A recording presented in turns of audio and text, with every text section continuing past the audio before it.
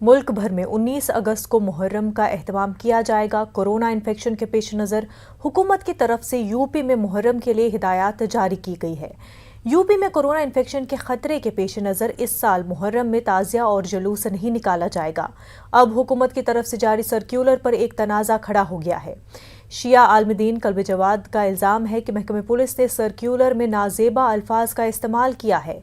इसके साथ सीनियर शिया आलमदीन मौलाना कल्ब जवाद ने यूपी की मुहर्रम कमेटियों को किसी भी पुलिस मीटिंग में शिरकत न करने का हुक्म जारी किया है। उनका मुतालबा है कि पहले डीजीपी को अपना बयान वापस लेना होगा, उसके बाद ही किसी भी किस्म की बातचीत मुमकिन होगी। मौलाना कल्ब जवाद ने बरहमी का इजहार करते हुए कहा कि ऐसा लगता है मुहर्रम के बारे में गैर मुहज़्ज़ब बयान डीजीपी का नहीं बल्कि अबू बकर बगदादी या उसामा बिन लादेन का लगता है। वाज़ रहे तमाम शिया उलमाए किराम ने यूपी डीजीपी के जरिए जारी करदा सर्क्यूलर को वापस लेने और मुसविदा बनाने वाले मुलाजमीन के खिलाफ सख्त कार्रवाई का मुतालबा किया है।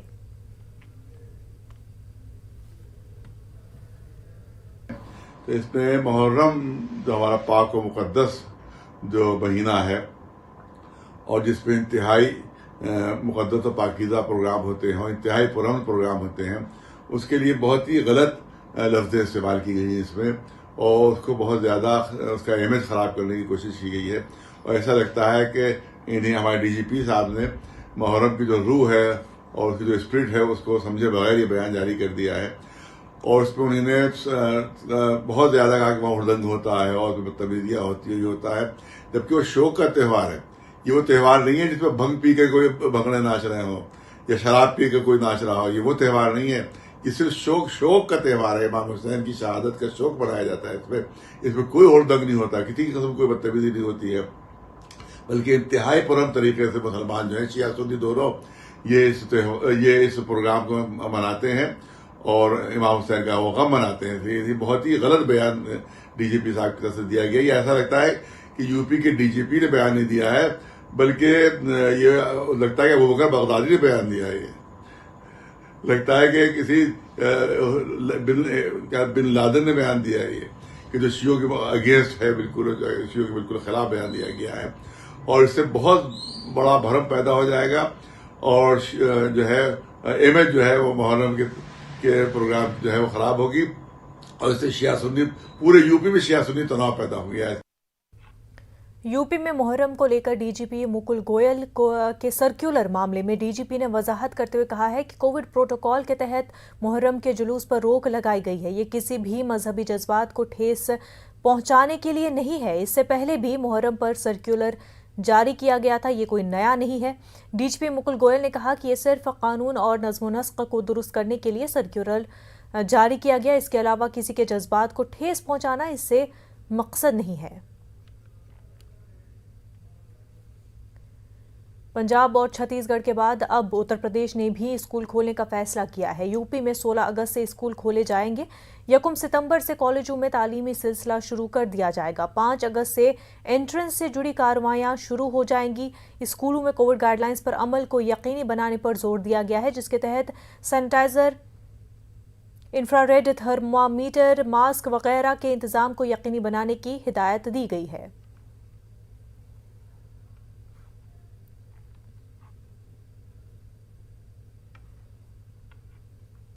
टोक्यो ओलंपिक 2020 के 10वें दिन हिंदुस्तान के लिए एक जबरदस्त खुशखबरी आई। आज खवातीन की हॉकी टीम ने तारीख रकम कर दी। हिंदुस्तानी टीम ने क्वार्टर फाइनल में ऑस्ट्रेलिया को 1-0 से शिकस्त देकर ओलंपिक की तारीख में पहली बार सेमीफाइनल में रसाई हासिल की है। अब हॉकी में एक और मेडल की उम्मीद जा गई है। वाज़ रहे 2016 के रियो ओलंपिक्स में टीम 12वें मकाम पर थी। इसके अलावा 1980 में टीम चौथे नंबर पर थी। ताहम उस वक्त कोई सेमीफाइनल मैच नहीं था। टॉप 3 टीमों का फैसला पोल मैचों की कारकर्दगी की बुनियाद पर किया गया था। उससे कबल हिंदुस्तानी मर्दों की टीम ने सेमीफाइनल में पहुंचकर तमगे की उम्मीद को जिंदा रखा है।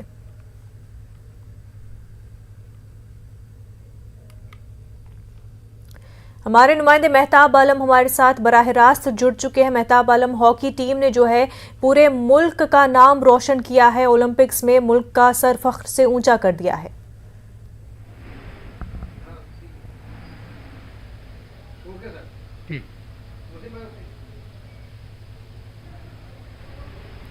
क्योंकि सीएम ने मेहताब आलम, आप तक हमारी आवाज पहुंच पा रही है?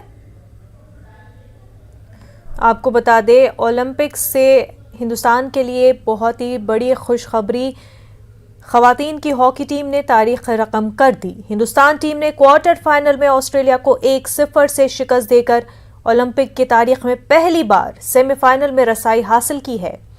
अब हॉकी में एक और मेडल की उम्मीद जाग गई है। इससे कबल हिंदुस्तानी मर्दों की टीम ने भी सेमीफाइनल में पहुंचकर तमगे की उम्मीद को जिंदा रखा है। तो पूरे मुल्क की निगाहें टोक्यो ओलंपिक पर और काफी उम्मीदें वाबस्ता हॉकी टीम से। खवातीन और मर्दों दोनों ही टीमें जो है बेहतरीन मुजाहरा पेश कर रही हैं। परफॉर्मेंस काफी शानदार रही है और मुल्क को फख्र है और साथ ही साथ ये उम्मीद और ये दुआ है कि मेडल जो तमगा है वो पहुंचे और जीत दर्ज हो मुल्क में ही आए और टोक्यो ओलंपिक्स में हिंदुस्तान का नाम ऊंचा रहे।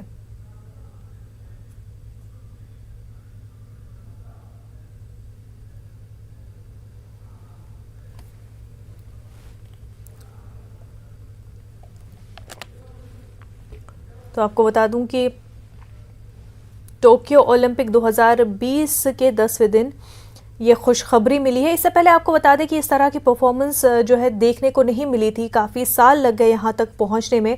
1980 में हालांकि टीम चौथे नंबर पर थी, लेकिन उस वक्त सेमीफाइनल नहीं था। लेकिन 1980 के बाद इस तरह का मुजाहरा देख रहे हैं, शानदार मुजाहरा। सालों लग गए यहाँ तक पहुँचने में और इस तरह की खुशखबरी मिली है और सालों की मेहनत और जितनी उम्मीदें थी वो इस बार पूरी होती हुई दिखाई दे रही है। तो लोगों को काफ़ी उम्मीदें वाबस्ता है और बहुत ही खुशी लोगों में कि जो हॉकी टीम है, ख़वातीन की हो मर्दों की हो, दोनों ने ही सर ऊंचा किया है और ऐसे में तमगा हासिल होगा, ये उम्मीद भी जिंदा है। पर काफ़ी सालों बाद इस तरह की परफॉर्मेंस और ये उम्मीदें ज़िंदा कर देती है। साथ ही साथ कितनी मेहनत तमाम तर टीम मेंबरान ने की है, जी जान लगा दी है और वो साफ तौर पर उनकी परफॉर्मेंस में दिख रहा है।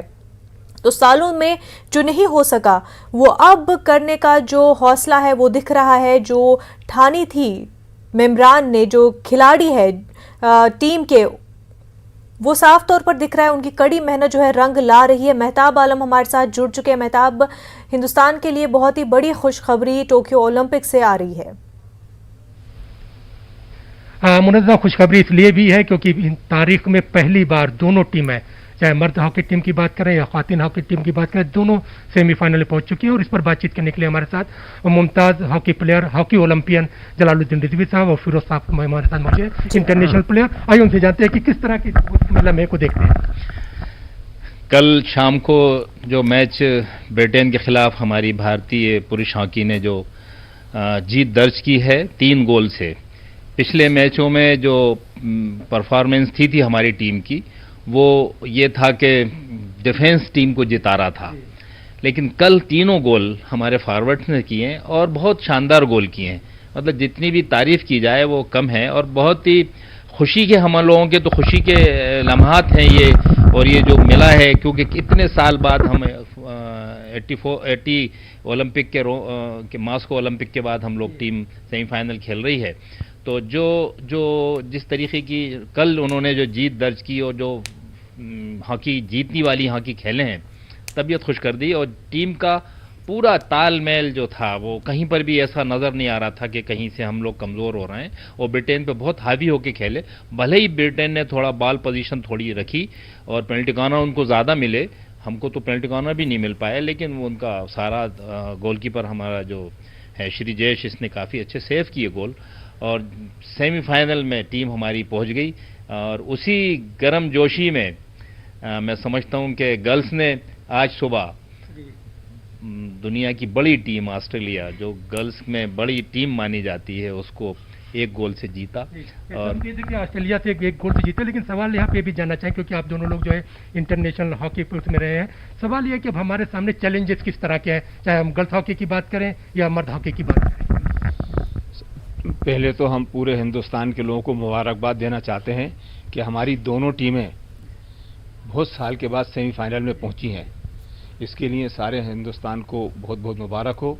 और खुदा से दुआ करते हैं कि दोनों टीमें गोल्ड लेकर आएं, जिससे कि हम सब हिंदुस्तान का सीना चौड़ा हो जाए और हम फख्र कह सकें कि हमारी हिंदुस्तान की हॉकी आज भी टॉप पर है। कल जो हमारा ब्रिटेन से मैच था, उसमें हमारी पूरी टीम जो है एकजुट होकर खेली, जिसका रिजल्ट हमको मिला।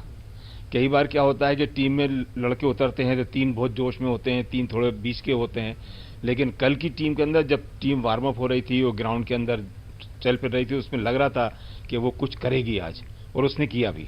और यही लड़कियों का रहा आज के मैच में कि उन्होंने एकजुट होकर पूरी एक टीम, जिसे हम कहते हैं कि टीम, वो टीम का उन्होंने पूरा सही जो है रिजल्ट दिया है। और खुदा से दुआ है कि हमारी दोनों टीमें फाइनल जीत कर आएँ, ताकि हम लोग टीम स्पिरिट हमें देखने को मिली, और बगैर टीम स्पिरिट के हम मैच जीत नहीं सकते। अब जिस तरह से सेमीफाइनल का मुकाबला होगा, फिर आगे मुकाबला होगा, जाहिर सी बात जो सामने की जो टीमें हैं वो भी अपनी पूरी तैयारी के साथ आएंगे। अब हिंदुस्तान के प्लेयरों को किस तरह से तैयारी करने की जरूरत है? जैसे बॉयज़ की जैसे हम बात करते हैं तो उनका मैच बेल्जियम से होने वाला है। बेल्जियम लास्ट ओलंपिक की रनर्स अप टीम है और पिछले टाइम से बराबर कंटिन्यूएशन में वो अच्छा खेल रही है और वो रैंकिंग में भी नंबर 2 पे आती है। हमारी टीम रैंकिंग में नंबर 3 है। तो जाहिर है कि जो जिस तरीके का मुकाबला होना है वो हमारे जो स्ट्रॉन्ग पॉइंट हैं, जो उनको पेनल्टी कॉर्नर नहीं होने देंगे। हमारी टीम में पेनल्टी कॉर्नर लगाने वाले अच्छे लगा रहे हैं, वो हरमनप्रीत अच्छा कन्वर्ट कर रहा है, तो वो पेनल्टी कॉर्नर नहीं होने देंगे। हम पेनल्टी कॉर्नर लेने की कोशिश करेंगे और हम फील्ड गोल करने की कोशिश करेंगे, जो कल खिलाड़ियों ने फील्ड गोल किए हैं हमारे। फील्ड गोल करके उन्होंने बता दिया कि हमारी तैयारी जो है किस तरह की और हमारा डिफेंस किस तरह का है। बिल्कुल, देखिए सेमीफाइनल मैच जो होता है बहुत ही क्रूशियल मैच होता है। इसमें किसी भी टीम को हम कम नहीं आंक सकते। हर टीम सेमीफाइनल में पहुंचने के बाद जीतने की तरफ होती है, क्योंकि अगर आप पूरे लीग मैचेस खेल के आ रहे हैं, क्वार्टर फाइनल खेल रहे हैं और खुदा ना खास्ता सेमीफाइनल के अंदर हम कुछ भी थोड़ी सी भी गड़बड़ कर दे तो आपकी पूरी मेहनत ज़ाय चली जाती है। तो इसलिए हमारी टीम को चाहिए कि वो फुल फ्लेज जैसे ब्रिटेन से खेलिए, उससे जस्ट डबल मेहनत करके खेलें, क्योंकि सामने वाली टीमें कोई कमज़ोर नहीं है। वो भी पूरी बहुत मेहनत करके आई हैं, ओलंपिक जीतने के लिए आई हैं और हम भी ओलंपिक जीतने के लिए ही खेल रहे हैं। तो मतलब हमारी अपनी टीम को चाहिए कि बहुत ज़्यादा मेहनत करें, वही एकजुट होकर खेलें, उनके कमज़ोर पॉइंट के ऊपर वॉच करके उसी जगह से अटैक बनाएं ताकि हम उसमें सक्सेस हो सकें। अटैकिंग पोजीशन के साथ ही खेलना होगा। मैं आपको एक चीज़ और बताना चाह रहा हूँ कि पहले तो जैसे हम लोग जब जाते थे खेलने तो एक कोच होते थे और एक मैनेजर होता था। आज टीम के साथ 6 लोग और होते हैं। कोच होता है, मैनेजर होता है, असिस्टेंट कोच होता है और फिजिकल फिटनर होते हैं, फिजियोथेरेपिस्ट होते हैं और एक एनालिसिस करते हैं आपके प्लेयरों का भी और सामने वाली टीम का भी। तो ये सारी चीज़ें आज हम सारे खिलाड़ियों को तैयार मिलती हैं, टीवी पे स्क्रीन पे देखते हैं लोग, उस तरीके से तैयारियां हो रही हैं। पिछले टाइम में क्या कर चुके हैं, हम इस टूर्नामेंट में क्या कर रहे हैं, इस टूर्नामेंट में क्या क्या टीमें क्या कर रही हैं और उनके क्या वीक पॉइंट हैं। तो ये सब चीज़ें हमको तैयार मिल रही हैं। एक आदमी पूरा उसके लिए गया हुआ है, तो ये इसका फ़ायदा हमको बहुत मिल रहा है। कोचिंग हमारे यहाँ की अच्छी हो रही है। टीम ने जिस तरीके की जो तालमेल बॉल पोजीशन रखने की कोशिश की गई है वो बहुत अच्छा किया गया है। बीच बीच में पैचेस आते हैं क्योंकि सामने वाली टीम भी खेलने आई है तो वो भी कहीं मुकाबला कर रही है, और लेकिन हमको ये सब चीज़ों में फ़ायदा, जैसे फिरोज़ ने कहा कि एक टीम एकदम एकजुट होकर जो खेलना है, जो जोश आना है टीम में, वो जोश दिख रहा है। और वो मुझे लगता है कि टूर्नामेंट का सबसे जो टफ मैच होता है वो सेमीफाइनल्स होते हैं, और ये सेमीफाइनल्स में निकल गए तो फिर फाइनल तो हमारे हाथ में होता है फिर। तो ये मैं देखते कितने जो है मध्य प्रदेश के होशंगाबाद का बच्चा भी खेल रहा है। हमारी टीम में वो बहुत अच्छा पिछले मैच में पिछले विवेक सागर ने बहुत अच्छा एक गोल भी किया और बहुत अच्छा परफॉर्म कर रहा है। और बल्कि एक नीलकांता ने कल एक कन्वर्ट किया था परसों, और उसने भी यही, वो नीलकांता भी हमारी एकेडमी का बच्चा है बाहर के दूसरी स्टेट का है, लेकिन भोपाल में उसने ट्रेनिंग की, यहीं पर ही मध्य प्रदेश हॉकी एकेडमी में रहा हुआ है भोपाल में। तो जाहिर है कि यहाँ से ये बच्चे सीख के जाना है। और भोपाल की सरजमीन ऐसी है कि यहाँ पर जो खेल के गया है, खेल लिया, या जो खेलने सीखने आते थे पहले भी लोग, तो इस सरजमीन से जितने खिलाड़ी निकले हैं, मैं समझता हूँ इतने छोटे शहर से दुनिया में कहीं पर भी इतने प्लेयर ऐसे नहीं निकले। क्योंकि अगर हम पंजाब की बात करते हैं, दूसरे स्टेट की बात करते हैं, तो वो पूरा स्टेट होता है, पूरा state और भोपाल एक शहर है। अपने और आप फिर में। जो है, अगर हम भोपाल जो 1936 की हॉकी से लेके 1984 तक की बात करें, कोई ऐसी टीम नहीं है जिसमें भोपाल ने रिप्रेजेंट न किया हो। बिल्कुल, बेशक कंटिन्यूशन में हम लोग ओलंपिक्स में, वर्ल्ड कप में, एशियन गेम्स में हमारी हिंदुस्तान के लिए हमारे प्लेयर, और वो भी एक्स्ट्रा ऑर्डिनरी खिलाड़ी जो भी हमारे यहाँ से गए हैं, हिंदुस्तान की टीम में खेले हैं, नामी खेले हैं, टीम को उन्होंने बड़ा जिताया है, कोशिश की है। वर्ल्ड कप हमारे असलम शेर साहब ने जिताई है, दुनिया जानती है इस बात को।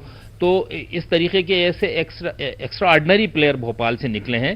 तो ये बड़ी सरगेज, मतलब जो है ना, जरखेज सरजमीन है, जिसकी जहाँ पर कोई बच्चा हॉकी पकड़ता है तो मतलब छोटा बच्चा भी होता है, हॉकी सीधी पकड़ता है, मतलब कभी ऐसा नहीं उल्टी पकड़ ले या कुछ है। तो ये कुछ पानी और आबो हवा में यहाँ पर है।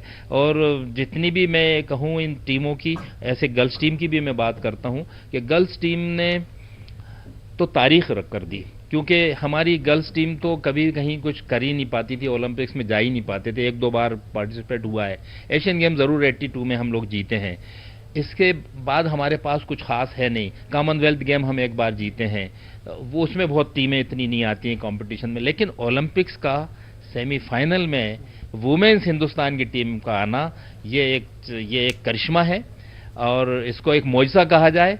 और मैं समझता हूं कि जितनी उनकी तारीफ़ की जाए लड़कियों की, क्योंकि बहुत मेहनत। इसमें एक बात और मैं कहना चाहता हूं लड़कियों के लिए, कि हिंदुस्तान में बॉयज़ की तो बहुत सी टीमें हैं, डिपार्टमेंट की मुकाबला होता रहता है, लड़कियों की तो टीमें ही नहीं है, विभागों की, डिपार्टमेंट की टीमें ही नहीं है। तो ये लड़कियां तो बहुत खेल ही नहीं पाती, सिवाय कैंप में और कहीं एकेडमीज़ और स्कूल और यूनिवर्सिटी और नेशनल, बस ये इनकी है।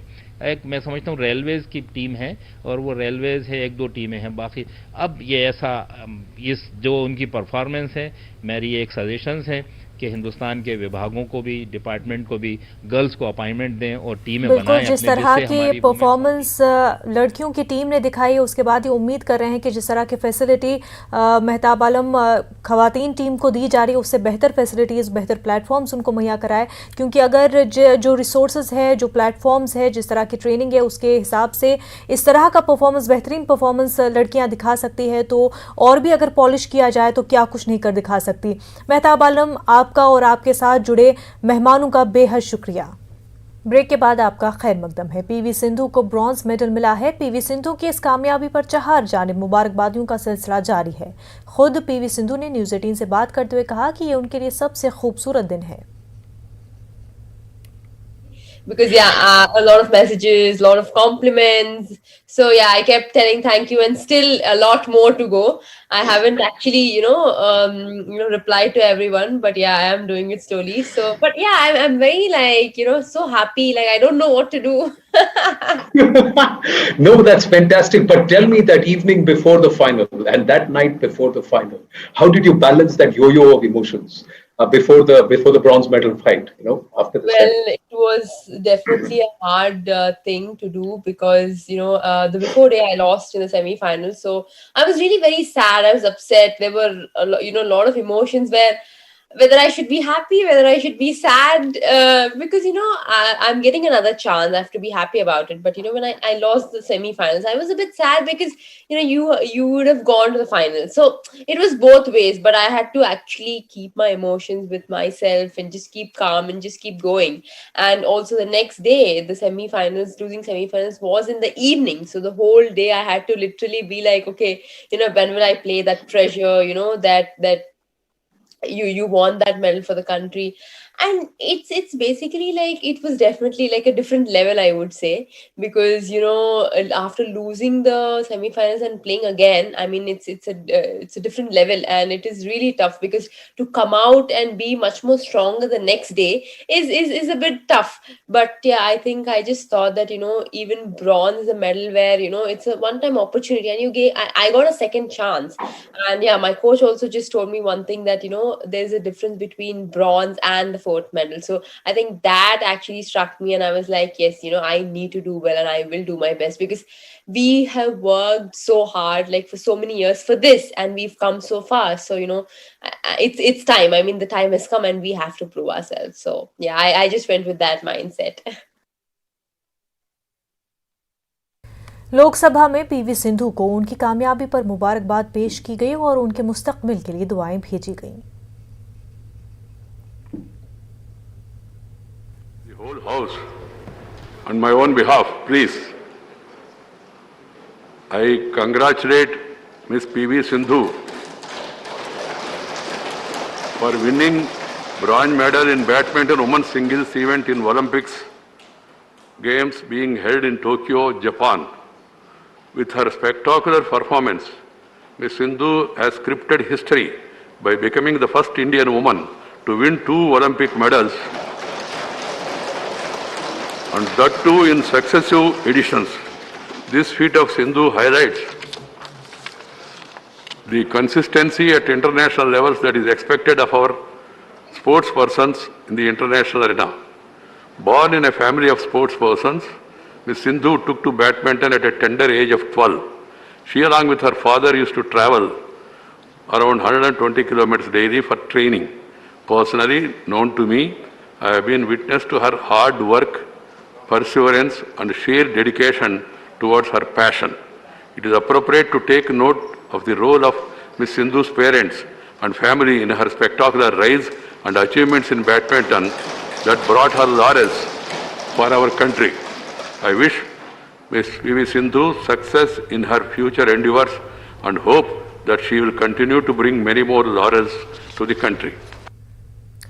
न्यूज़ 18 ने पहली बार हिंदुस्तानी फोटो जर्नलिस्ट दानिश सिद्दीकी की लाश की तस्वीर और एक्सरे के साथ एक मेडिकल रिपोर्ट तक रसाई हासिल की है, जो इस बात की तस्दीक करती है कि उसे वहशियाना तशद्दुद का निशाना बनाया गया और उसके वहशियाना कत्ल के बाद भी उसके जिस्म को न सिर्फ घसीटा गया बल्कि उसे भारी गाड़ी से मस्ख किया गया।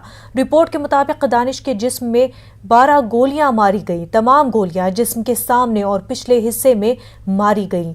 दानिश के जिस्म पर खींचने के निशानात थे, जो इस बात का सबूत है कि उनकी लाश को कत्ल के बाद घसीटा गया था और दानिश का सर और सीना कई बार एक भारी गाड़ी से कुचला गया।